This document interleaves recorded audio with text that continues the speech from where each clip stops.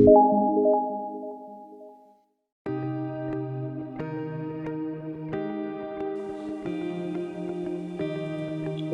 all the student of class 6. Today we are discuss about the another part of chapter 2, that is computer language. So today we are discuss about the part 2 of computer language. तो इस chapter में हम क्या करेंगे, computer language के second part के बारे में डिस्कस करेंगे। ठीक है, सेकंड पार्ट के बारे में। तो चलिए स्टार्ट करते हैं सेकंड पार्ट में।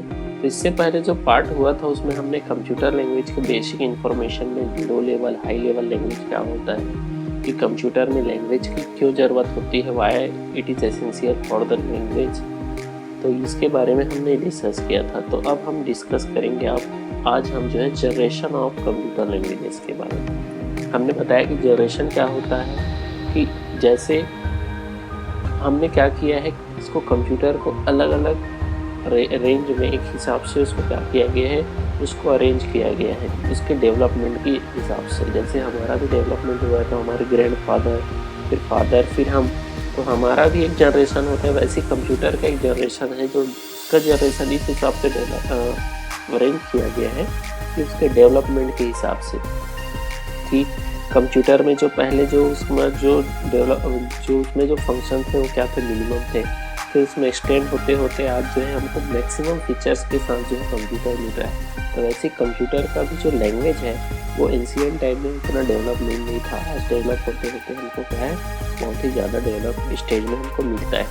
The different stage in the evolution of the computer language are denote by the different generation of computer language. वही चीज़ बोला गया है कि कंप्यूटर में जो जैसे जैसे जो है समय के हिसाब से उसमें चेंजिंग एंड एवोल्यूशन होना चालू हुआ, तो उसके हिसाब से कंप्यूटर को क्या कर दिया, डिफरेंट जनरेशन में उसको डिवाइड कर दिया गया।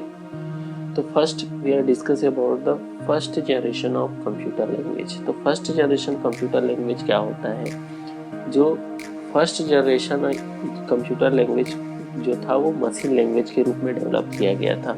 ये 1950 से पहले जो है क्या किया गया था, डेवलप किया गया था। और मशीन लैंग्वेज क्या होता है, हमने पढ़ा है मशीन लैंग्वेज जिसको बाइनरी लैंग्वेज भी बोला जाता है, फर्स्ट जनरेशन लैंग्वेज भी बोला जाता है। The machine language is understood by the computer directly, 0 और 1। देखिए कंप्यूटर जो लैंग्वेज जो है 0 और 1 के रूप में जो इंस्ट्रक्शन कंप्यूटर को दिया जाता था, जिसको क्या बोला जाता है, बीट बोला जाता है शॉर्ट में, जिसको क्या बोला जाता है, बीट। और बीट का अगर हम फुल फॉर्म जो उसको बोला जाता है बाइनरी डिजिट। बीट का अगर फुल फॉर्म बोला जाए तो बाइनरी डिजिट होता है। तो 8 बीट से क्या बनता है, 1 बाइट बनता है। आगे हम पढ़ेंगे कि कंप्यूटर के जो स्टोरेज यूनिट के बारे में, तो उस समय हम जानेंगे कि बीट क्या होता है, बाइट क्या होता है। तो 8 बीट से क्या बनता है, 1 बाइट बनता है, ये आपको मालूम होना चाहिए। तो फर्स्ट जनरेशन के कंप्यूटर के लैंग्वेज में कौन सा लैंग्वेज यूज़ किया जाता था, वो था मशीन लैंग्वेज। ठीक है, आपको अगर कोई प्रॉब्लम होगा तो नीचे कमेंट सेक्शन में आप कमेंट कर सकते हैं, मैं आज या नेक्स्ट डे आपके आंसर को जरूर दूंगा। तो फर्स्ट जनरेशन का जो कंप्यूटर था उसमें मशीन लैंग्वेज का यूज़ किया गया था। और मशीन लैंग्वेज जो 1950 से पहले या 1950 तक चला, जिसमें कंप्यूटर क्या करता था, इस लैंग्वेज में केवल 0 और 1 को कंप्यूटर समझता था। अब देखो that is why the machine language is also known as the binary language. देखो बाइनरी मीन्स होता है 2, और कंप्यूटर में 0 और 1 दो ही डिजिट का यूज़ किया जा रहा है। तो बाइनरी कंप्यूटर को क्या बोला गया, बाइनरी लैंग्वेज या मशीन लैंग्वेज भी बोला गया। कंप्यूटर जो लैंग्वेज फर्स्ट जनरेशन में यूज़ करता था उसको क्या बोला गया, मशीन लैंग्वेज के साथ साथ बाइनरी लैंग्वेज भी बोला गया। It various form of the computer to computer because every computer has the architecture of it own. देखिए यहाँ पे क्या होता था, हर एक कंप्यूटर का अपना अपना आर्किटेक्चर होता है। जैसे अगर हम बात करें, इंसान का भी जो बॉडी है वो अलग अलग टाइप का होता है। किसी के अंदर जो है ब्लड जो है ए पॉजिटिव होता है, किसी के अंदर बी पॉजिटिव होता है।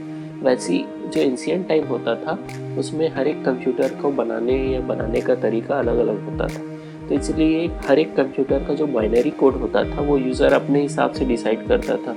तो मशीन लैंग्वेज क्या होता था, वेरी लेंथी प्रोग्राम होता था विथ डिफिकल्टीज कोड, यानी हर एक कंप्यूटर का अलग अलग कोड होता था। अब सपोज मैं अपना कंप्यूटर चला रहा हूँ तो मैं दूसरे के कंप्यूटर को नहीं चला पाऊँगा।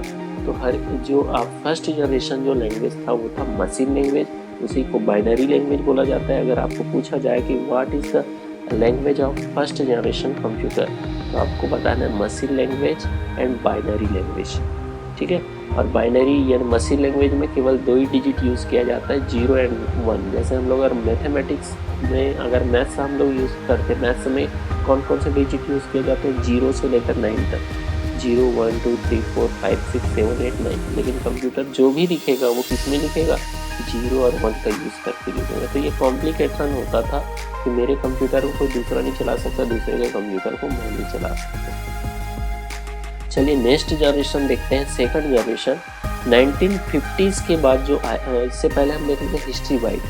तो हिस्ट्री बाइट जो है, इससे पहले हमने बताया था कि चार्ल्स बेबेज ने कंप्यूटर डेवलप किया था, उन्होंने अपना एक प्रोग्रामिंग लैंग्वेज बनाया था जिसका नाम था एडीए का फुल फॉर्म बताया था अगस्टा एडा किंग। लेकिन जब इसी के डेवलपमेंट में जब आगे आए तो जो है लंबाडा कैलकुलस, ठीक है, एक क्या किया लंबाडा कैलकुलस जो है एक developed by the Alonzo Church and एक लैंग्वेज डेवलप किया गया जिसका नाम क्या था, लंबाडा कैलकुलस, जिसको डेवलप करने वाले थे एलेंजो चर्च एंड स्टीफन कोलकिंस इन 1930 में। इन्होंने 1930 में एक प्रोग्रामिंग लैंग्वेज बनाया, फर्स्ट प्रोग्रामिंग लैंग्वेज बोला जाता है। जबकि जो एनालिटिकल इंजन के लिए जो प्रोग्रामिंग लैंग्वेज बनाया गया, ठीक है, तो उसको जो फाइनेंस प्रॉब्लम के लिए जो है फाइनेंस प्रॉब्लम के लिए बनाया गया था, उसका नाम एडीए था। लेकिन फर्स्ट कंप्यूटर प्रोग्रामिंग वर्ल्ड का फर्स्ट कंप्यूटर प्रोग्रामिंग लैंग्वेज अगर बोला जाए तो होता है लंबाडा कैलकुलस। तो ये आपको याद होना चाहिए। Next second generation language. देखिए सेकंड जनरेशन का जो लैंग्वेज है उसको, अब जाहिर सी बात है कि आप जब फर्स्ट जनरेशन में जो कंप्यूटर में जो कॉम्प्लिकेशन था, जो उसको यूज़ करने में जो प्रॉब्लम था, उसको सॉल्व करने के लिए क्या लाया गया, सेकंड जनरेशन लैंग्वेज लाया गया। तो second generation language refer to the assembly language in 1950s। देखिए 1950 तक वो चला, 1950 के बाद से आपका जो है क्या आ गया, सेकंड जनरेशन लैंग्वेज आ गया जिसका नेम था असेंबली लैंग्वेज। अब ये जो लैंग्वेज है, देखो मैंने इसको ब्लू कलर में स्पेशली इसलिए टिक करके रखा है आपको पता चल सके। They allow program to substitute name by the binary code. अब बाइनरी कोड के लिए उन्होंने क्या कर दिया, एक अलग से कोड बना दिया जिसको सब्स्टिट्यूट कोड बोला गया, ठीक है। अब इस कोड का नाम उन्होंने क्या दिया, this name are short form of different operation, और जो डिफरेंट ऑपरेशन के लिए यूज़ किया जाता था, और they are called mnemonics.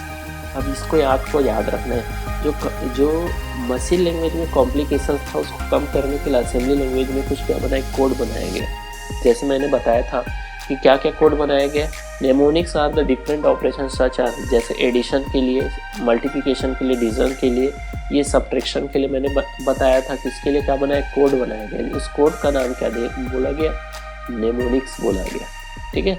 M को आपको साइलेंट करना है, नेमोनिक्स आपको स्टडी करना है, मेनोनिक्स नहीं, नेमोनिक्स, ठीक है। तो आपको याद रखना है उस कोड का नाम, जो शॉर्ट फॉर्म में जो कोड बनाया गया एडिशन, सब्ट्रैक्शन, मल्टीप्लिकेशन, वो क्या था, नेमोनिक्स कोड था। और मेक प्रोग्राम इजियर, जिससे क्या हो गया, प्रोग्राम को easy compare to machine language क्या हो जाएगा, इजी हो जाएगा। The observation use by the program are later translate into binary language for the benefit of the computer. अब देखिए कंप्यूटर उस समय भी मशीन लैंग्वेज ही समझता है, आज भी समझता है। तो अब वो असेंबली लैंग्वेज में जो प्रोग्राम लिखा गया है उसको क्या किया गया, ट्रांसलेट करके बाइनरी लैंग्वेज में समझाया गया, ताकि हम क्या कर सके, कंप्यूटर का बेनिफिट ले सके, यूज़ कर सके। The translation of perform to special program is called assembler. तो आपको याद रखना है, असेंबली लैंग्वेज को मशीन लैंग्वेज में जो कन्वर्ट करता है उसको बोला जाता है असेंबलर। यहाँ पे दिया हुआ है, देखिए असेंबलर क्या करता है, असेंबली लैंग्वेज को मशीन लैंग्वेज में कन्वर्ट करता है। Instructions written using the assembly language are computer specific and they can not be translate into one type of computer to another computer. अब इसमें होता क्या है कि अगर सपोज मैं एक यूज़र हूँ, मेरे कंप्यूटर में असेंबली लैंग्वेज का यूज़ करके मैं प्रोग्रामिंग कर रहा हूँ, तो मेरे कंप्यूटर का यूज़ केवल मैं कर सकता हूँ। वैसे मेरा फ्रेंड है, तो मेरा फ्रेंड जो है अपने कंप्यूटर को चला सकते हैं, क्योंकि दोनों का कोड अलग अलग है। तो इसमें भी कॉम्प्लिकेशन था, जैसे मशीन लैंग्वेज में था कि मशीन लैंग्वेज में मेरे कंप्यूटर का कोड अलग रहेगा, दूसरे का अलग रहेगा, तो मैं दूसरे का कंप्यूटर यूज़ नहीं कर सकता, वो मेरा कंप्यूटर यूज़ नहीं कर सकता। तो अभी भी कॉम्प्लिकेशन किस में बना हुआ है, second generation of computer language, जिसका नाम था असेंबली लैंग्वेज। तो अभी हमने जाना फर्स्ट जनरेशन में जो लैंग्वेज यूज़ किया गया वो मशीन लैंग्वेज, जिसका नेम जो है बाइनरी लैंग्वेज। फिर उसके बाद सेकंड जनरेशन आया 1950s के बाद, जिसका जो लैंग्वेज था वो था असेंबली लैंग्वेज। और असेंबली लैंग्वेज को मशीन लैंग्वेज में समझाने के लिए, ट्रांसलेट करने के लिए जो ट्रांसलेटर यूज़ किया गया उसका नाम क्या था, असेंबलर था। लेकिन अभी भी दोनों में कॉम्प्लिकेशंस था कि मेरे कंप्यूटर को कोई दूसरा नहीं चला सकता, दूसरे के कंप्यूटर को मैं नहीं चला सकता। ये समझो कि उसका कोड अलग है, मेरा कोड अलग। जैसे अगर मेरे मोबाइल को अगर मैं किसी को दूँ तो मेरे मोबाइल का पासवर्ड अलग रहेगा, तो वैसे ही क्या हो जाएगा, हर एक जो कंप्यूटर है उसका पासवर्ड ही नहीं, उसको ऑपरेट करने का तरीका भी अलग अलग रहेगा। कि सपोज मैं ए के लिए अलग कोड रहेगा, अपने हिसाब से वहाँ पे कोड डिसाइड किया गया है कि ए के लिए मैंने 1010 कर दिया, कोई हो सकता है कि ए के लिए 0101 रख सकता है। तो यूज़र अपने हिसाब से क्या करता था, कोड डिसाइड करता था। तो ये कॉम्प्लिकेशन हो गया। फिर उसके बाद आते हैं, इस कॉम्प्लिकेशन को कम करने के लिए नेक्स्ट जनरेशन का लैंग्वेज लाया गया, that is third generation computer language. अब देखिए थर्ड जनरेशन कंप्यूटर लैंग्वेज में क्या हो गया कि थर्ड जनरेशन हमने पढ़ा 1950s से स्टार्ट हुआ सेकंड जनरेशन। अब थर्ड जनरेशन कहाँ से स्टार्ट हो रहा है कि third generation language refer to the high level language developed between the 1960 से 1980s के बीच में। अब देखिए 1960 से 1980s के बीच में कौन सा है, आपको याद रखना है टाइम, कि विच टाइम जो है कौन सा जनरेशन आपका रन होता है, कौन से समय में कौन सा जनरेशन ड्यूरेशन आपको याद रखना है। कि 1960 से लेकर 1980 तक कौन आ गया, third generation of programming language आ गया। Third generation of programming language क्या होता है, तो ये जस्ट लाइक इंग्लिश लैंग्वेज होता है। मैंने बताया था अब इंग्लिश लाइक लैंग्वेज यानी क्या हो गया, हाई लेवल लैंग्वेज हो गया। They can easy to understand writing instruction using the 3G and is also easy। अब थर्ड जनरेशन जब आया ना तो हमारे लिए इजी हो गया, यूज़र के लिए जो लिखना, इंस्ट्रक्शन से लिखना या कंप्यूटर में काम करना इजी हो गया। They are procedural. अब याद रखना है कि थर्ड जनरेशन जो लैंग्वेज था वो था प्रोसीड्यूलर, यहाँ पे लिखा हुआ है कि थर्ड जनरेशन लैंग्वेज क्या था, प्रोसीड्यूलर था। In the other word they tell the computer how to perform the particular task at hand. लेकिन अब देखो थर्ड जनरेशन कंप्यूटर में क्या था कि इसको प्रोसीड्यूलर थे, प्रोसेस कराना पड़ता था। कि कंप्यूटर में आप कोई काम करना चाह रहे हैं तो काम करने के बाद आपने इंस्ट्रक्शन देने के बाद उसको क्या करना पड़ता था, रन कराना पड़ता था। तो ये क्या होता था कि ये प्रोसीड्यूलर होता था। लेकिन फिर भी जो फर्स्ट और सेकंड जनरेशन में जो कॉम्प्लिकेशन था उसको क्या करना पड़ गया कि वो हमारे लिए ईजी हो गया। प्रोसीड्यूलर का मतलब ये समझो कि अभी कंप्यूटर क्या है, एक बच्चा है। जैसे एक बच्चा जो रहता है उसका पूरा केयर किया जाता है, तो थर्ड जनरेशन भी क्या है, एक बच्चे जैसे है। कि सपोज एक बच्चे को खाना खिलाना है तो मम्मी अपने हाथ से खिलाती है, वैसे ही थर्ड जनरेशन में क्या करना पड़ता, कोई भी काम करना रहता था तो हर एक टास्क को उसको रन कराना पड़ता था। सपोज आपने कोई प्रोग्राम बनाया, प्रोग्राम बनाने के बाद उसको जब तक आप उसको प्रोसेस नहीं करेंगे वो कंप्यूटर उसको क्या नहीं करेगा, प्रोसेस नहीं करेगा। तो ये थर्ड जनरेशन में क्या हो गया, कॉम्प्लिकेशन ईजी हुआ लेकिन प्रोसेस थोड़ा सा क्या था कि हर बार यूज़र को प्रोसेस कराना पड़ता था। फिर a program written in 3GL is called source program. अब मैंने बताया था सोर्स प्रोग्राम क्या होता है, यूज़र जो प्रोग्राम लिखता है वो सोर्स प्रोग्राम होता है। और सोर्स प्रोग्राम को हमको कंप्यूटर को क्या करना है, ट्रांसलेट कराना है, इसको मशीन लैंग्वेज में बताना है, क्योंकि कंप्यूटर आज भी मशीन लैंग्वेज समझता है। तो थर्ड जनरेशन में भी कंप्यूटर में हमने हाई लेवल लैंग्वेज में तो लिख लिया, सोर्स प्रोग्राम हमने लिख लिया, लेकिन कंप्यूटर को उसको समझाने के लिए किसका यूज़ किया जाएगा, ऑब्जेक्ट प्रोग्राम का यूज़ किया जाएगा, जिससे क्या कर पाएगा कंप्यूटर बाइनरी लैंग्वेज में इसको ट्रांसलेट करता है। और इसको ट्रांसलेट करने के लिए दो ट्रांसलेटर हमने पढ़ा था इससे प्रीवियस चैप्टर में, कि दो ट्रांसलेटर यूज़ किया जाता है, इंटरप्रेटर एंड कंपाइलर। और इसके थ्रू वो ट्रांसलेट हो जाता है और जिससे कंप्यूटर उसको क्या कर पाता है, समझ पाता है। लेकिन थर्ड जनरेशन प्रोग्रामिंग लैंग्वेज क्या था, प्रोग्राम को एग्जीक्यूट करने यानी चालू करना क्या होता था, स्लो होता था। क्योंकि कंप्यूटर को हमको पहले तो प्रोग्राम लिखना है, उसको ट्रांसलेट कराना है, तो इससे क्या लगता था, टाइम लगता था। कि हम उसको हाई लेवल लैंग्वेज में लिख रहे हैं, फिर कंपाइलर या इंटरप्रेटर के थ्रू उसको समझा रहे हैं, तो कंप्यूटर में थोड़ा सा काम करना क्या हो जाता था, स्लो हो जाता था। ईजी हो गया लेकिन वर्किंग प्रोसेस क्या हो गया, स्लो हो जाता था। अब देखिए कुछ एग्जाम्पल यहाँ पे दिए गए हैं 3GL के।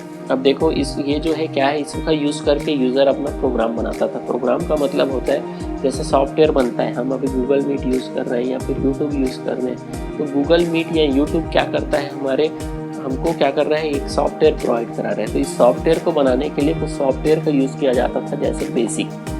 थर्ड जनरेशन में किसी भी सॉफ्टवेयर को डेवलप करने के लिए जिस सॉफ्टवेयर का यूज़ किया जाता था वो था बेसिक। बेसिक का फुल फॉर्म होता है beginners all purpose symbolic instructions code. Basic का फुल फॉर्म क्या होता है, beginner all purpose symbolic instructions code. उसके अलावा जो है फोर्टेन आया।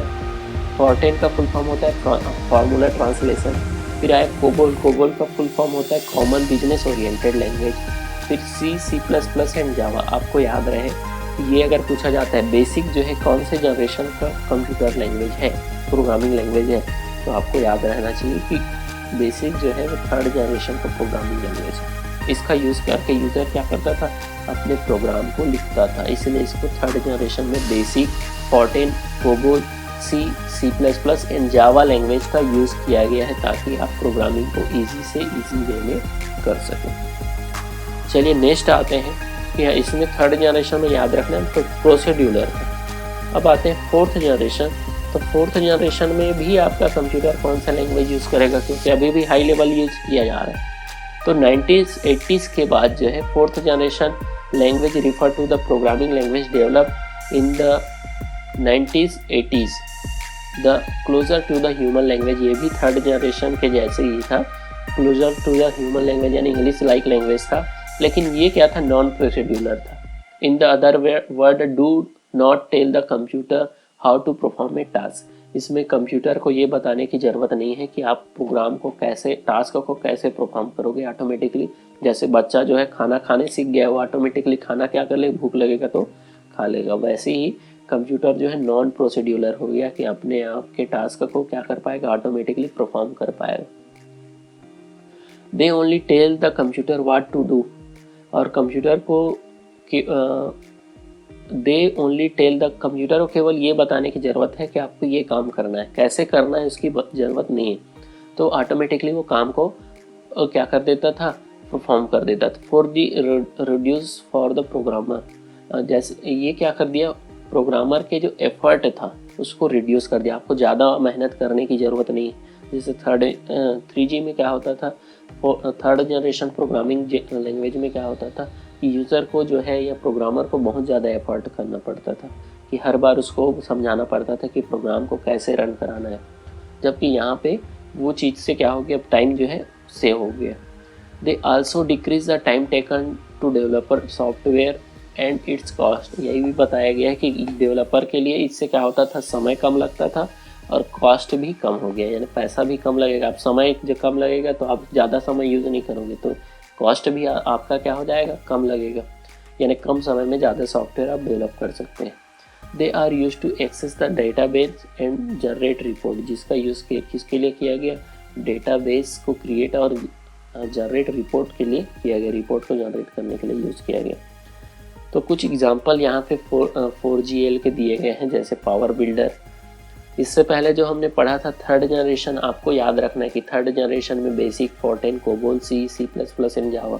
जबकि फोर्थ जनरेशन में आ गया पावर बिल्ड, फिर आ गया आपका एक्सेस, फिर उसके अलावा जो है आपका SQL। ये कुछ जो है एग्जांपल है किसके, fourth generation of programming language के। तो ये आपको याद रखना है, जैसे ही आपका क्वेश्चन आंसर दिया गया है उसमें आपका ये सारा चीज़ पूछा जाएगा, तो आपको मालूम होना चाहिए। तो ये हमने अभी तक देखा फोर्थ जनरेशन। तो अब हम कंप्यूटर के लास्ट जनरेशन के बारे में जान लेते हैं। तो आपको मालूम भी होना चाहिए कि how many computer generation language. तो आपको fifth generation of computer languages मालूम होना चाहिए, कितने होते हैं, वो फिफ्थ। तो fifth generation language refer to the programming developed in 1990s। देखो 1960 से 1980 के बीच था थर्ड जनरेशन, 80s के बाद 90s तक क्या चला, फोर्थ जनरेशन। अब 90 से चालू हो गया आपका फिफ्थ जनरेशन। अगर पूछा जाए we are using which generation of computer language, तो आपको मालूम होना चाहिए कि we are using the fifth generation of computer language. They use the visual and graphical interface. आज हम देखते हैं हमारे सामने विजुअल और ग्राफिकल इंटरफेस प्रोवाइड करा दिया गया है, कंप्यूटर को यूज़ करना ईजी है। यहाँ पे भी देखेंगे तो आप कंप्यूटर कौन सा लैंग्वेज यूज़ करेगा, हाई लेवल यूज़ करेगा, क्योंकि आज भी हाई लेवल। लेकिन ये क्या हो गए हैं, translate into object program by the 3G and 4G compiler. जैसे यहाँ पे भी प्रोग्रामिंग लैंग्वेज को ट्रांसलेट करने के लिए कंपाइलर, क्योंकि मशीन लैंग्वेज ही समझता है कंप्यूटर। लेकिन यहाँ पे एक नया जो है क्या आ गया, टेक्निक आ गया, जिसका नाम था आर्टिफिशियल इंटेलिजेंस। जैसे आप देखते होंगे आज के समय में रोबोट, तो रोबोट को हम जो टास्क बोलते हैं वो कर लेता है। तो ये किसके थ्रू पॉसिबल हो पाए, आर्टिफिशियल इंटेलिजेंस के थ्रू। यानी कंप्यूटर के अंदर भी एक ऐसा मेमोरी डेवलप किया जा रहा है जो क्या कर पाए, अपना खुद का डिसीजन ले पाए। This language are used to develop the software that can think and understand speech, जिससे कंप्यूटर क्या कर पाए, आपके थिंकिंग को समझ पाए, अंडरस्टैंड कर पाए और आपकी स्पीच के हिसाब से क्या कर पाए, डिसीजन ले सके। तो आज के समय में जो कंप्यूटर में जो लैंग्वेज यूज़ किया जा रहा है 5th जनरेशन में, वो कौन सा है, 5th generation high level language है। तो हमारा 3rd, 4th and 5th generation, 3 generation में जो है कंप्यूटर का जो यूज़ किया जा रहा है वो है कौन सा, वो है हाई लेवल लैंग्वेज है। फर्स्ट में मशीन लैंग्वेज, सेकंड में आपका assembly language, 3rd, 4th and 5th में क्या यूज़ किया जा रहा है, हाई लेवल लैंग्वेज, जिसमें 3rd जो था वो क्या था, नॉन प्रोसीड्यूलर था, 4th जो था वो प्रोसीड्यूलर था, और 3rd जो था वो प्रोसीड्यूलर था, 4th जो था वो नॉन प्रोसीड्यूलर, और 5th जो है आर्टिफिशियल इंटेलिजेंस, जिसमें कंप्यूटर खुद से डिसीजन लेने की कैपेबिलिटी रखता है। तो कुछ एग्जांपल है 5th generation of programming language के, Visual Basic, Prolog and Mercury. तो ये हमारे 5th जनरेशन के प्रोग्रामिंग लैंग्वेज के एग्जांपल है, विजुअल बेसिक, प्रोलॉग और मर्क्यूरी। तो ये एग्जांपल है आपके इसके 5th generation of programming language के। तो चलिए, ये हमारा चैप्टर जो है इस प्रकार से कंप्लीट होता है। हम देखते हैं, समराइज कर लेते हैं क्या क्या हमने स्टडी किया in this chapter.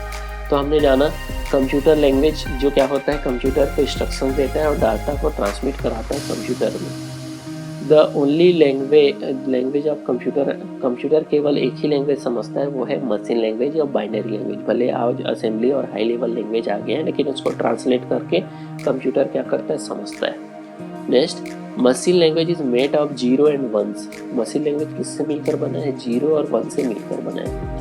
Next, assembly language make use of mnemonics in place of binary digit. Assembly language में मैंने बताया एक कोड यूज किया गया जिसका नाम क्या था, नेमोनिक्स था। फिर assembler is program that translate assembly language program into machine language. Assembly language second generation में जब आया तो असेंबली लैंग्वेज को मशीन लैंग्वेज में कन्वर्ट करने के लिए जो प्रोग्राम बनाया गया उसको क्या बोला गया, असेंबलर बनाया गया। Next, machine and assembly language constitute the low level language. इसको क्या बोला जाता है, दोनों को, machine language and assembly language को क्या बोला जाता है, लो लेवल लैंग्वेज बोला जाता है। फिर आते हैं high level language, just like English language होता है, जो बहुत ही ईजी होता है यूजर के लिए। नेक्स्ट, सोर्स प्रोग्राम और code generated using the high level language. Source program code किसको बोला गया है, जो हाई लेवल लैंग्वेज में जो आप प्रोग्राम लिखते हैं उसको सोर्स प्रोग्राम बोला गया है। फिर interpret and compiler are program that translate source program into object code. इससे पहले चैप्टर में भी हमने स्टडी किया था कि इंटरप्रेटर एंड कंपाइलर क्या होता है, लैंग्वेज ट्रांसलेटर होता है जो सोर्स प्रोग्राम को ऑब्जेक्ट प्रोग्राम में कन्वर्ट करते हैं। Next, machine language are the first generation language. Machine language जो था फर्स्ट जनरेशन का लैंग्वेज था। असेंबली लैंग्वेज जो है 3rd जनरेशन का लैंग्वेज था। फिर English like procedural language are 3rd generation language. देखो 3rd जनरेशन में इंग्लिश लाइक जो हाई लेवल लैंग्वेज था वो प्रोसीड्यूलर नेचर का था, तो उसमें प्रोसेस कराना पड़ता था।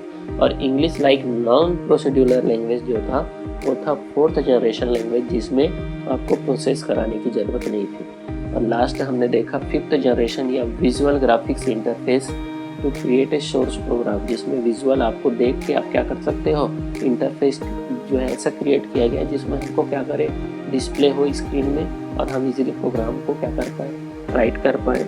जैसे इसमें जो है आर्टिफिशियल इंटेलिजेंस का भी यूज़ किया गया। तो इस प्रकार से हमारा ये चैप्टर जो है कंप्लीट होता है। तो